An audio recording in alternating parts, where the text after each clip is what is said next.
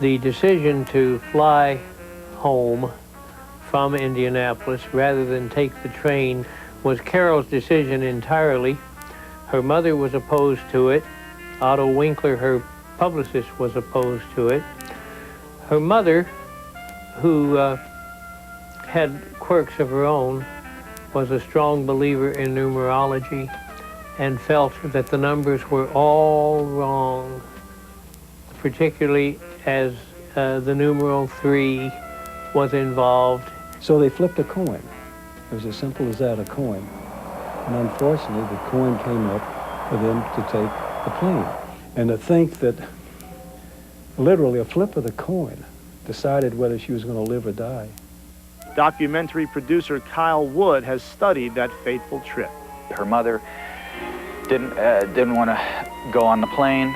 Too many threes together basically considered bad luck. They were boarding a DC-3. It was flight number 3. There were 3 people in their party, and Carole was 33 years old. Now, her mother said that's, you know, that, and she told her mother, look, you know, they're going to put a straitjacket on you if you don't stop talking like this. I'm tired. We're going. The TWA flight, 3 letters, originated in New York. The plane was filled with servicemen. In order for the Lombard party to board in Indianapolis, 3 of the soldiers had to give up their seats. The Lombard party boarded and settled in for an uneventful trip to the next scheduled stop in Albuquerque, New Mexico, a 3-hour flight. By the time they got to Albuquerque, the New York crew got off the plane.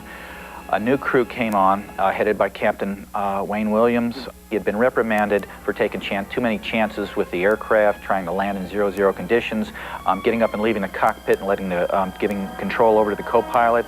Captain Dan Colburn is a retired airline pilot. In those days, it was not uncommon for the captain to get up and walk back in the cabin. He was probably back in the cabin talking to Carole Lombard. There was a Western Airlines flight that passed the plane shortly before it crashed. They saw 1 person at the controls, which would probably have been the co-pilot, because from the position they found Wayne Williams' body on the mountain, it indicated that he may not have been in the cockpit at the time. Another factor was the botched flight plan. See, directly in the flight path of the doomed airliner was an 8,500-foot mountain, and the pilot of the DC-3 had been directed to fly at 8,000 feet. That's not good. When we come back, we'll hear an eyewitness account of the crash. We'll learn how the King of Hollywood tried to save his queen, and how would the President of the United States react to the loss of a beloved patriot.